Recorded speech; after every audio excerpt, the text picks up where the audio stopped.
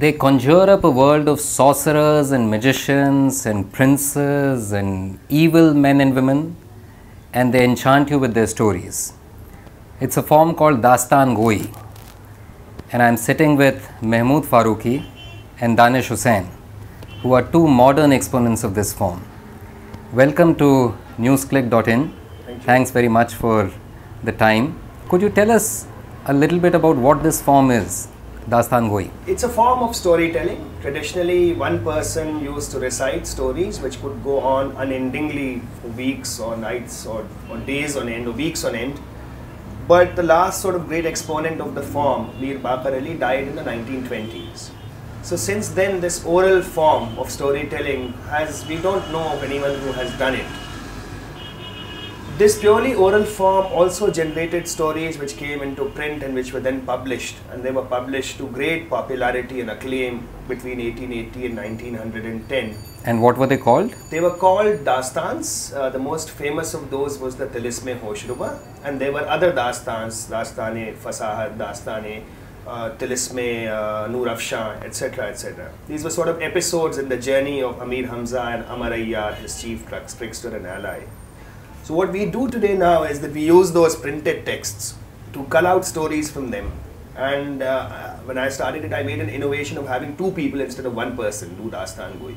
So Dastan Goi in the present is what we do, but we are not very sure of how and where and what those old practitioners did, because the form has been very gravely neglected. So we are trying to achieve, using our imagination, our experience as theatre actors, and using the text and the guidance of its greatest scholar, S.R. Farooqi, and some other theatre practitioners like the late Habib Tanveer Sahab, to try and arrive at something which suits the present day and present times. Do you find that highly Persianized Urdu acts as a barrier in your storytelling? Do you think that audiences in today's day and age find it hard to follow what is happening? No, I don't think it's a problem, because the thing is this, that anyway, I think modern audiences are very cut off from language.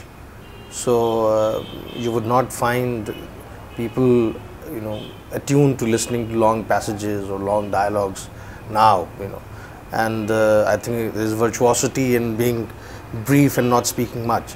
So I don't think language is in that sense a barrier. People come expecting something like this, and the way the language has been written by these old Dastan goes, even if people do not comprehend it completely, the sheer magnificence and beauty of that language appeals to the audience. There's a great aesthetic delight in listening to this language, isn't there? And have you found audiences responding to that part of it as well? We have, I mean, in the sense that, there is a common enough response that it sounds beautiful. Urdu has a certain cultural prestige, even though it is declining as a language in use, but there is an immense cultural prestige, and that helps us. But also our performance tries and compensate for that difficulty of comprehension. So through our body, our gestures, and sometimes by glossing what we do, we try and explain to them what we are saying, what we mean when we are using those phrases. Because language, as you were saying, is a peculiar problem in North India. In today's day, we cannot take Mirabai's poetry and expect the audience to understand it, or Tulsi Das, or Braj, or Bihari, or anything, So, except for broken English and some broken filmy Hindustani, North Indian audiences or Indian audiences seem incapable of understanding anything. So we might as well throw difficult Urdu at it.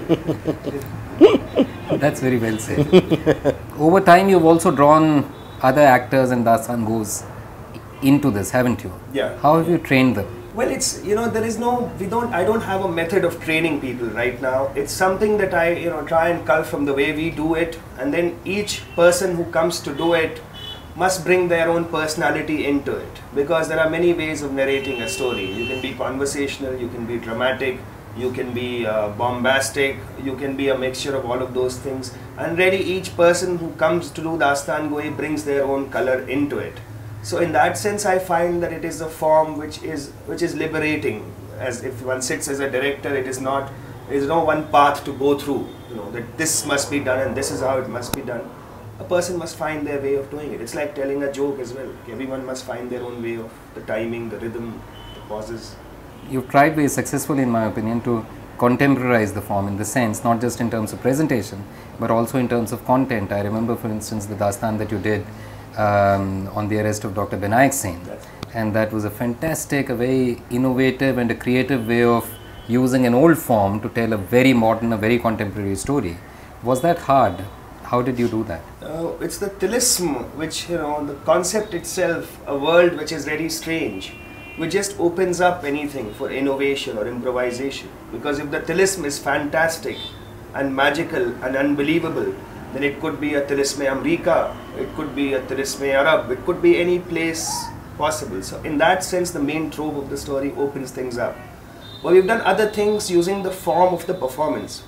The partition story, for instance. Right. I mean, see what has happened, that these 46 volumes that got published, the old Dastan Gos have in some sense given a template. And if we are creative enough to use that template, then that is such a great springing board that you can take the art form anywhere. Which in last 5 years we have been, I mean, we've just like, if this is base, we must have just flown like 2 inches above. But we can realize the potential that that template is giving to us. And this is what we did also with the Partition Tales, where we collated existing literature around partition and tried to find a narrative theme which would hold that existing literature and present it in the same format. And when we did that, we found that the audience response was very much like the way the audience was responding to a traditional Dastan, but just that the content was very different. So I think the Dastan template is superb. Yeah, I think actually the thing with 2 people sitting there and performing, with 2 people, it becomes a dialogue, it becomes a kind of a theatre, it becomes them talking to each other or talking to the audience. And I think that form can actually be used to tell any story, really. It depends on our skill and our linguistic skill and our ability to improvise and engage the audience.